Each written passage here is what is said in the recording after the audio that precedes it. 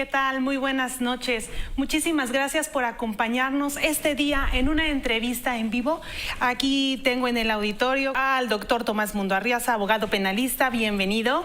Y también tenemos un invitado muy especial, el poeta Juan Hernández Ramírez, quien recientemente recibió de manos del gobernador del estado la medalla a Adolfo Ruiz Cortines, una importante presea para los veracruzanos. Bienvenido también aquí al estudio de Teleclic. Muchísimas gracias.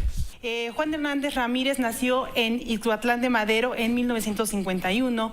Recibió la medalla Adolfo Ruiz Cortines el pasado 3 de diciembre durante sesión solemne de la 16 legislatura del Congreso del Estado en manos del gobernador Cuitláhuac García. Él ha trabajado en preservación de lenguas indígenas, impulso y creación literaria.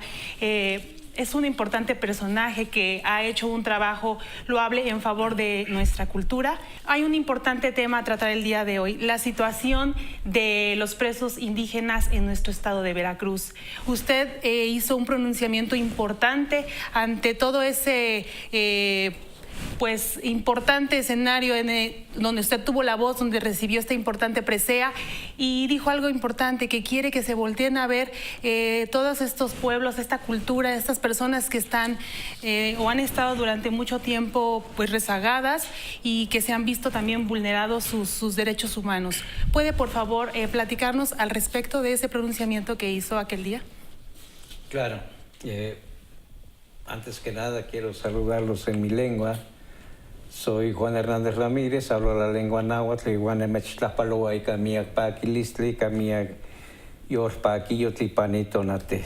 Es cierto, en este evento en donde se me hizo el favor de reconocer con una presea, la presea más importante del estado de Veracruz, el día 3 de diciembre, pues a mí me congratula en gran manera, porque considero muy importante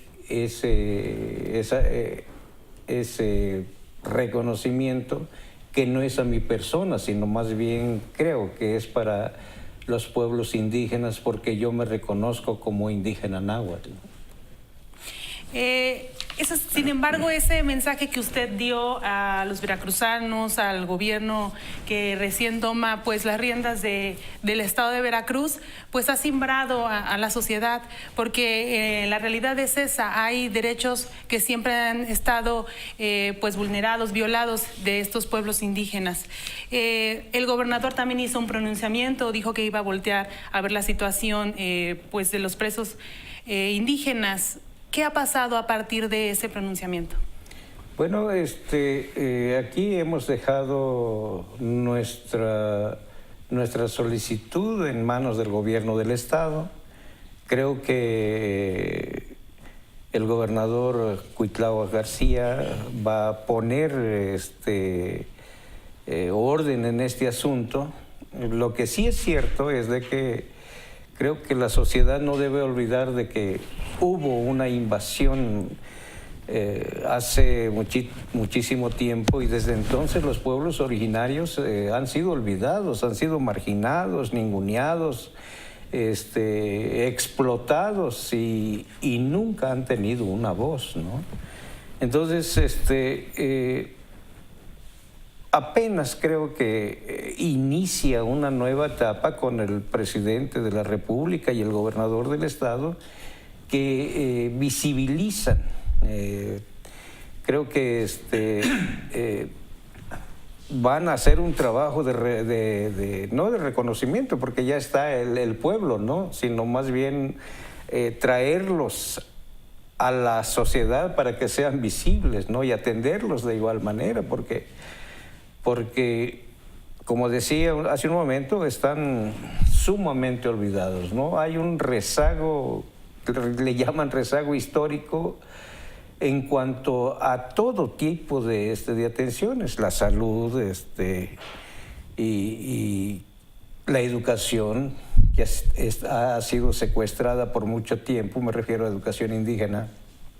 Y bueno, ahora, cuando un indígena comete un delito, ¿quién lo defiende? Primera, este indígena puede no ser hablante de la lengua castellana, ¿sí? Segundo, el único recurso que gana por su salario diario, pues no alcanzaría para un defensor, ¿sí? Pagado.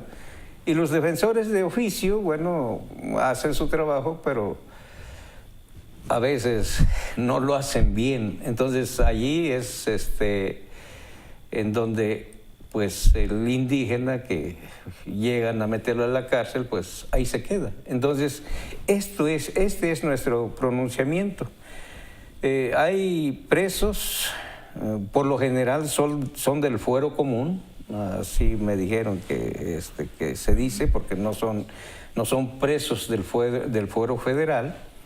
Pues son delitos que ya cumplieron mucho su sentencia y bueno, todavía siguen en la cárcel. Entonces esos que deberían estar trabajando para mantener su familia, pues todavía están recluidos, ¿no? O sea, terminan de pagar a lo mejor un delito que quizá no cometieron y siguen olvidados. Y aquí es donde entra el asunto de la lengua.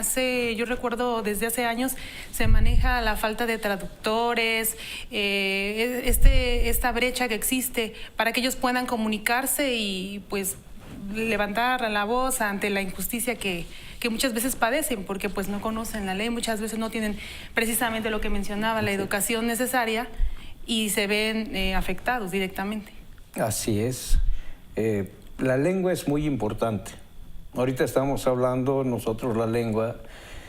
Los bilingües tuvimos dificultad, los bilingües ahora, ¿no? El conocimiento total de una lengua, la lengua madre, después la adopción de una segunda lengua. Entonces a mí en aquellos entonces dije, voy a estudiar lengua y literatura españolas porque ni hablo bien el náhuatl, ni hablo bien el español. Ahora en los juicios, yo no sé cómo se hacen los juicios, licenciado, ahora, hay una interpretación de la ley y la otra es una traducción. Y en la misma traducción y en la interpretación hay juegos de palabras que solamente los entendidos sabrían esta situación, ¿no? Es una situación difícil que hace falta que se atienda. Hay una academia en Veracruz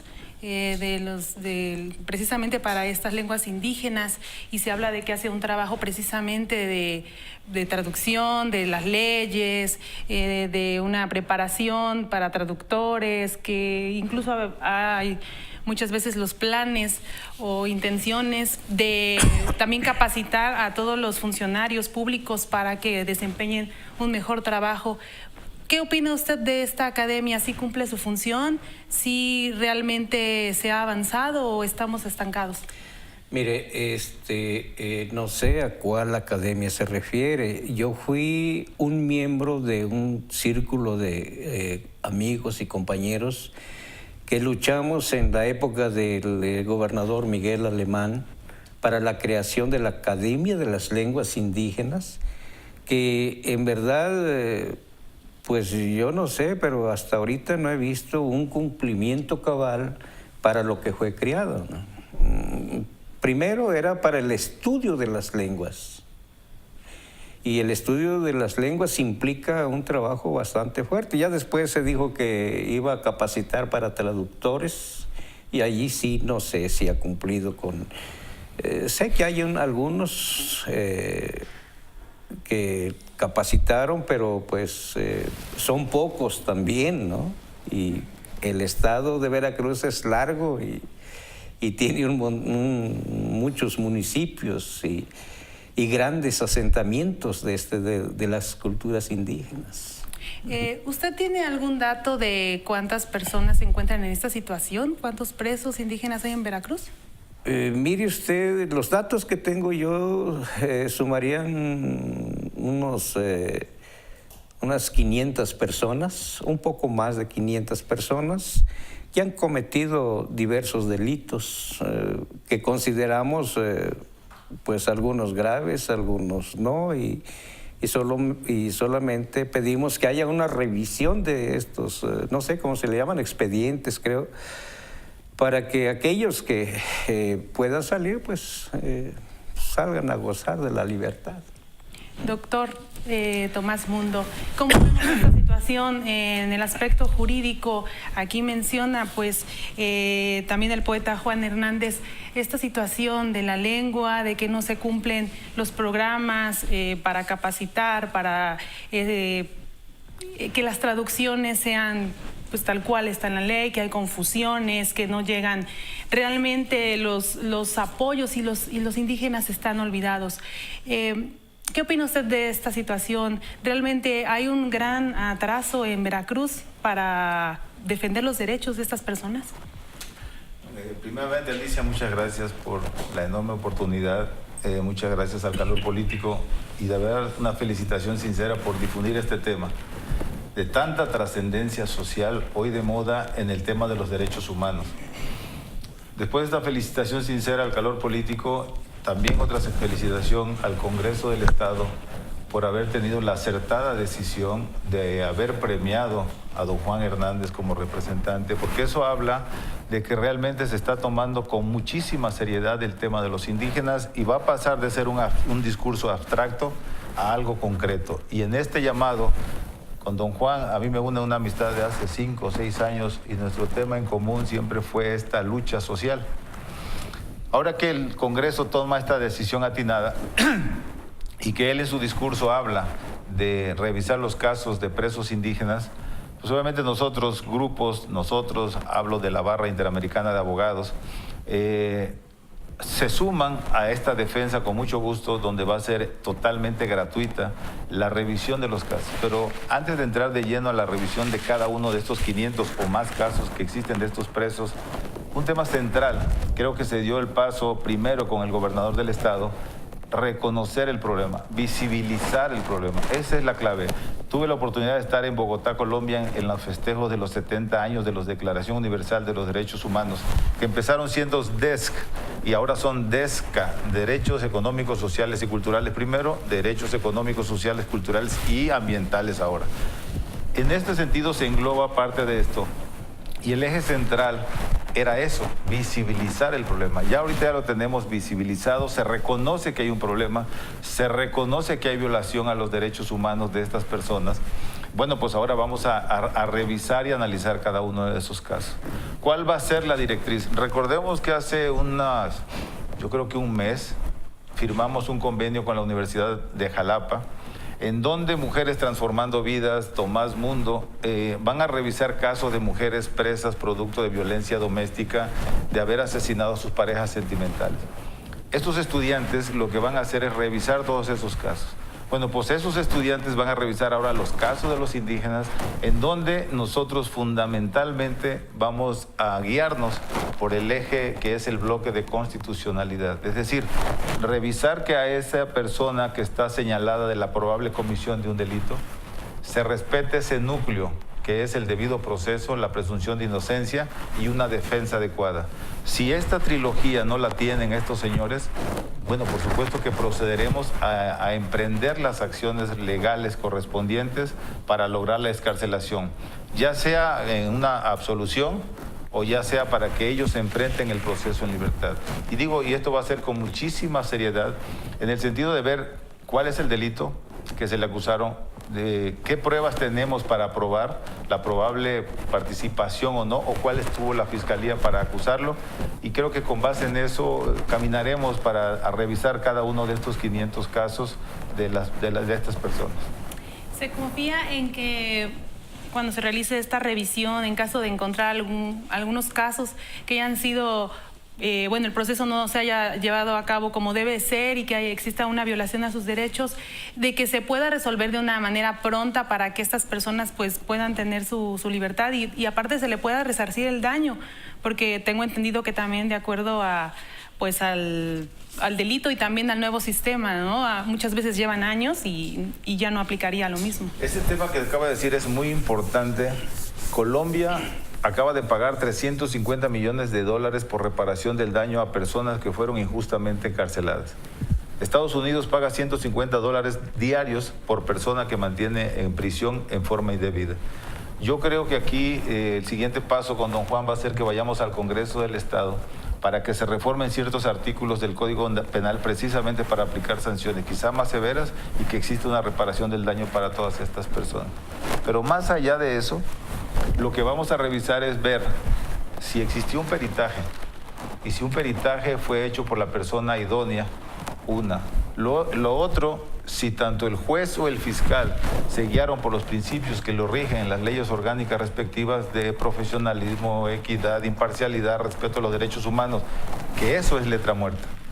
Si eso se rige correctamente, reconoceremos. Si no actuaron correctamente y los mantuvieron en prisión muchos años violentando todo esto, por supuesto que procederemos a presentar denuncias contra el perito, contra el fiscal o contra el juez respectivo que haya ignorado todos estos principios. Yo creo que de esta manera se va a dar un manotazo de que el Estado de Derecho, primero, se está visibilizando el problema. Segundo, que realmente va en serio el respeto a los derechos humanos de los indígenas. Actualmente la ley ya indica o marca estos derechos. Por ejemplo, cuando una persona de pueblos indígenas está inmersa en un asunto, acusado de algo, presuntamente acusado de algo, y bueno, en la ley se indica que debe de tener su defensa y traductor, pero esto no se cumple. O sea, ¿realmente estamos tan mal? Yo lo dije hace rato, ¿no? De que si esto pareciera que es abstracto, lo que está en la ley orgánica, el artículo 2 de la ley orgánica del Poder Judicial, señala que los jueces se regirán por estos principios y está muy lejos de aplicarse. Eso es letra muerta. Si recordamos la obra de Jorge Volpi, una novela criminal, y no hay que irse a los indígenas, el caso es de Florence Cassés. ¿Por qué la liberaron a ella? Porque hubo el efecto corruptor que creó la Suprema Corte de Justicia, donde ella, francesa, no le nombraron un traductor y obtuvo la libertad. O sea, si lo hacen con la francesa, ¿qué nos podemos imaginar con los indígenas? Sí, entonces, perdón.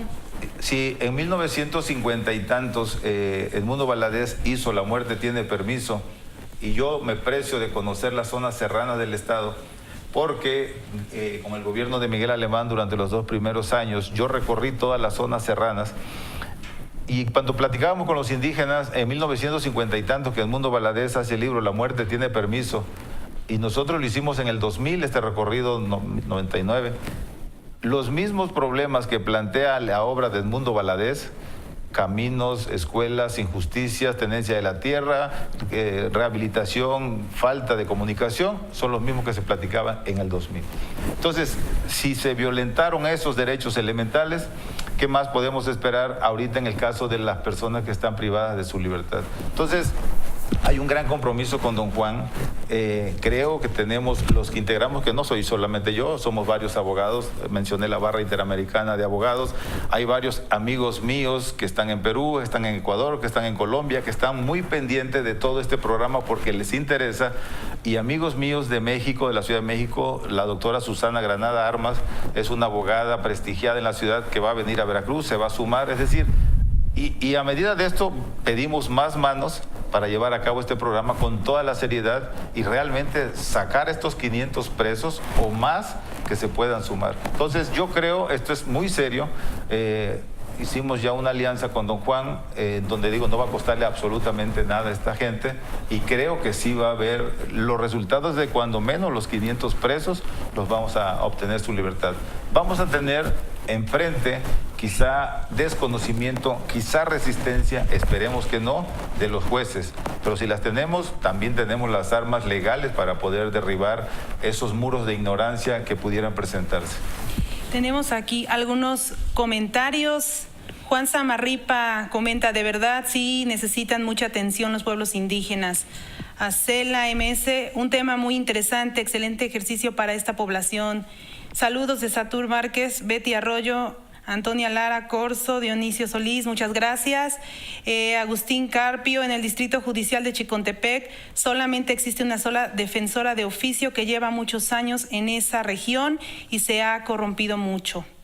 Bueno, pues las personas que nos hacen favor de acompañarnos en estos momentos pues también coinciden en que necesitan mucha atención y han estado olvidados pues durante mucho tiempo este sector, estas personas. Preguntarles, ¿tienen alguna idea de este número de aproximadamente 500 personas en cárceles de Veracruz? ¿Qué porcentaje serían mujeres? No, yo a una persona. Hay pocas mujeres, serían unas 19 mujeres creo que hay en todo el estado. ¿No? ¿Y alguna incidencia o cuál sería el mayor número de delitos por el que están acusadas? Hay varios delitos, ¿no? Hay ¿cómo se le llama? Delitos calificados, como se le llama. Yo ando mal en este asunto de las leyes, ¿no? Puede haber acusación de violaciones, puede haber acusaciones de abigeato. Sin embargo, en las zonas indígenas, el abigeato, por ejemplo, no se da. Esto es totalmente, sería falso. Los abigeos están más allá de las comunidades, ¿no? Un indígena puede tener una vaquita, puede tener 2, puede tener 3, pero no le roba al vecino. Los que vienen a robar son los que tienen más grandes extensiones de terreno para llevarse 1 o 2 de las vacas que hay por ahí. Pero ellos, irreal, ¿no? Sí, esto no es cierto, ¿no? Y bueno, puede haber violaciones, pero violación es la acusación, pero la realidad, como dice el abogado, hay que investigar hasta qué punto, ¿no? Me agarra la mano y puede ser que se me acuse de violación. Abuso y con eso ya se queda. Y ya se queda, Sí. ¿no? Entonces, estas atenciones son importantes, llegar al fondo y que se encuentre esta verdad, esta realidad, porque, híjoles, los indígenas somos buenos, solamente que cuando nos encontramos medios borrachos y alguien nos provoca, bueno, pues respondemos. Y además, como trabajadores del campo, andamos cargando nuestro machete y bueno, solamente cuando realmente hay una ofensa muy dura que ya no se puede aguantar, entonces se comete un crimen más fuerte, ¿no? Pero la verdad, entre los indígenas, los delitos, pues no son tan graves. Doctor Tomás Mundo, retomando el comentario de Agustín Secarpio, que dice que en el Distrito Judicial de Chicontepec solamente existe una sola defensora de oficio que lleva muchos años en esta región y se ha corrompido. Ese es un problema latente, ¿no? Corrupción, lo que muchas veces la misma sociedad critica y que por lo mismo muchas veces no se quiere denunciar porque no se confía en las mismas autoridades y en el mismo personal y en los mismos funcionarios que tenemos. Antes de responder ahí, siguiendo esta línea que traíamos ahorita, un tema central que nosotros vamos a hacer mucha difusión va a ser la publicidad. El nuevo sistema de justicia penal, uno de sus ejes rectores, aparte de la contradictoriedad y todo eso, es la publicidad. Ni una de las audiencias debe ser privada. Todas tienen que ser públicas. Por lo tanto, cuando nosotros empecemos a estudiar los asuntos, como ahorita decía don José, casos de violación, seguramente hay indígenas acusados de secuestro, les vamos a entrar a estudiar. Y cuando nosotros veamos, y hace rato yo les decía de los peritos, si nosotros vemos que las pruebas en las que está sustentada esa acusación son irrisorias, las vamos a dar a conocer para que vea la población la clase de justicia que tienen. No nada más los indígenas, los veracruzanos en su totalidad. Entonces, en el caso de la violación, si nosotros detectamos que la perito designada para hacer el dictamen respectivo de la violación solamente se basó en un test que probatoriamente solo significa un 10 o 15% del valor de convencimiento que tiene que dar en el juez, y si vemos que ese dictamen, con solo ese dictamen el indígena se quedó en la cárcel, vamos a proceder a denunciar a la perito, porque no es posible que con ese dictamen pericial, si desconoce los protocolos, como el caso del SATAC, que ese SATAC es un protocolo que nos rige en caso de abusos sexuales, que tienen que seguir todos los peritos. Si por ejemplo, es Minnesota, el otro protocolo que tienen que seguir y no lo cumplen, por supuesto que hay una irresponsabilidad profesional y que con base en eso mantuvieron en prisión a una persona acusada de violación. Si realmente cumplieron con todo y la persona cubrió, hay los suficientes elementos para demostrar que cometió el delito, yo creo que don Juan ni ninguno de los abogados estaríamos defendiendo ese tipo de situaciones. Pero si es todo lo contrario, simplemente es para engrosar las estadísticas de que están abatiendo el delito, por supuesto que los defenderemos. En el mismo caso va a ser seguramente que debe haber indígenas secuestradores, precisamente para callar muchas veces las presiones. Y bueno, pues ahí ustedes también tienen que jugar un papel muy importante porque les vamos a demostrar públicamente las evidencias con las que se cuentan para tenerlo en libertad y por lo tanto esa persona debería estar en libertad y no en la cárcel, ¿no? Volviendo a la pregunta de Carpio, obviamente llega un momento que esto se prostituye también, es un solo defensor que tiene para todo el distrito, conoce. Y alguien en el sistema penal acusatorio decía que los defensores de oficio y público son los que tienen más experiencia en el sistema acusatorio, porque llevan más audiencias, porque están más metidos en el tema. Sin embargo, y no es por hablar mal de ellos, pero su nivel de efectividad es un 3-4%, es decir, el 95% de los casos los pierden. Entonces, no sé, ahí yo creo que el encargado de los defensores de oficio tendría que tomar cartas en el asunto y no nada más en Chicontepec. Yo creo que si hacemos una revisión de los demás distritos, ese es el problema. Y volvemos a lo mismo, ¿cuál es la responsabilidad que incurre? Porque no es lo mismo decir simplemente, ya te nombré un defensor, ese no es un derecho a una defensa adecuada. Una defensa adecuada es que realmente se otorguen los elementos, las pruebas suficientes para poder decir, ahora sí, perdimos, pero porque agotamos todos y aportamos todo el material probatorio. Entonces, creo que el tema de los indígenas va a despertar una gran cloaca, pero bueno, primero vamos a sacar a estos señores nosotros. Claro. Roberto Martínez comenta, ¿sería idóneo nombrar a un magistrado de origen indígena? Un saludo a los penalistas. ¿Qué opina al respecto? De acuerdo.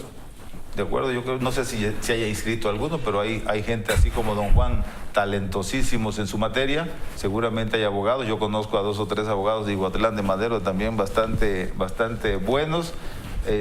Ojalá los tomen en cuenta, ¿no?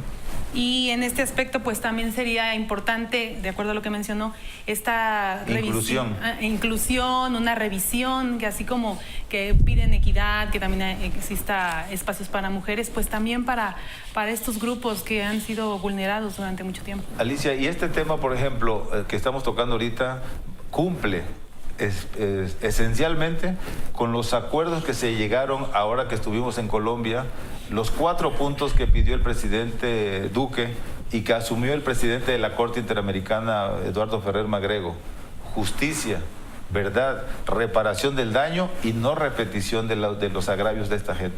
Entonces yo, pues, la verdad, por eso con mucha emoción platicaba yo con don Juan, y decía, necesitamos empezar ya, necesitamos empezar a revisar los casos y que entiendan y sepan que realmente estamos cumpliendo con estos 4 mandatos que exige los derechos humanos internacionales. Pues sin duda es un interesante tema, un tema que es importante, al que le vamos a dar obviamente el seguimiento que se merece. Y pues yo les agradezco muchísimo que hayan estado esta noche con nosotros aquí en el estudio de Teleclic. Muchísimas gracias al doctor Tomás Mundo Arriaza, abogado penalista, muy amable, muy completa su explicación. Igualmente agradezco al poeta Juan Hernández Ramírez su presencia, pues que nos haya acompañado, y pues felicitarlo por la medalla que recibió hace unos días. Estamos muy agradecidos con los dos y también agradecemos a todas las personas que estuvieron con nosotros esta noche abordando este tema de la situación en la que se encuentran indígenas presos en Veracruz. Muchísimas gracias. Yo soy Alicia Aguilar y nos vemos en la próxima emisión. Muchas gracias. Gracias.